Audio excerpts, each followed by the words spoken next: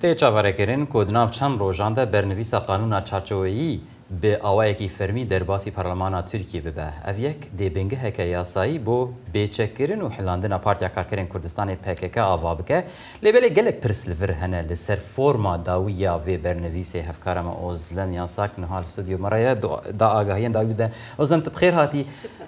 kengî tê çaverêkirin ku ev qanûn yanî ev qanûna çarçewî were Parlemana Tirkiye herîkên bernivîsa wê û navirakayê çi yê bi rastî Ozlem hetan ha kes nizane lê diraya giştî de di medya de di qada siyasî de çi tê gotin li ser xalên vê bernivîsê? Sîrvan tê gotin ku di nava vê hefteyê de ya jî di nava hefteya pêş de bi taybet jî di sesiyê tebaqê de evê were ber komisyona dade ya parlamentoyê û pişre ji wir were şandinê ji bo nîqaş û dengdayîna pêşrandinê were şandinê civata giştî ya parlamentoya Tirkî wekî tê jî got hemû ev agahdariyana û wîna agahî paşperdeyine ji ber ku hikûmetê heta niha belgeyek fermî ya wê pêşnivîsê ran negihandiye. Lê gelo têda çi heye tê gotin ku di nav wî qanûnê de bi gîştî 15 xal hene û xala herî giring ev kanuna ya pêşnivîsa qanûnê qanûnek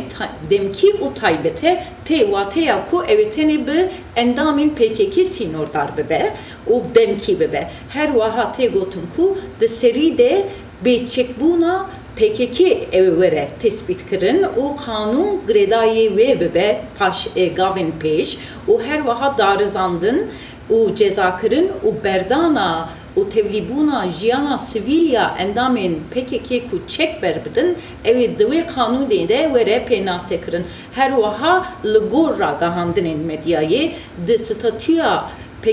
rêberê PKK'yê girtî Abdullah Öcalan de evê tu guherînek di vê qanûnê de em ê nebînin. Lê ez dixwazim xalekî destnîşan bikim beriya ku em nehatin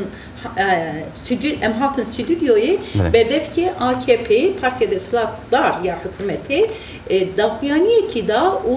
tevî ku rojek taybet destnîşan nekir got em hewil didin ku beriya ku parlamento were girtin em vê qanûnê bînin parlamentoyê û bipejirînin. Her wiha Dem Partî jî dibêje ku ev destpêkeke ne dawiya vê pêvajoyê ye û îro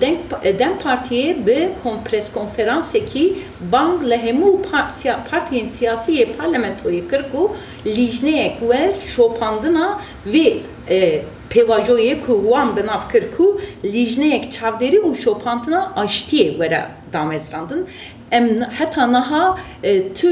mebersivek ya jî rexneyek ji partiyên din yan jî ji hikûmetê nebîstiye li ser vê yekê. Em ê bi hevra ez bawer dikim ku ka bibînin ev qanûna li gor kî jan xalan û pîvanan ew were nîqaş kirin. Belê Ozlem helbet her gava ku ev bernivîs were pêş Parlemanê wê çaxê wê ev hemû pirs werin bersivdan. Spas Ozlem Yasak ji bo wan agahiyan. Gelek spas.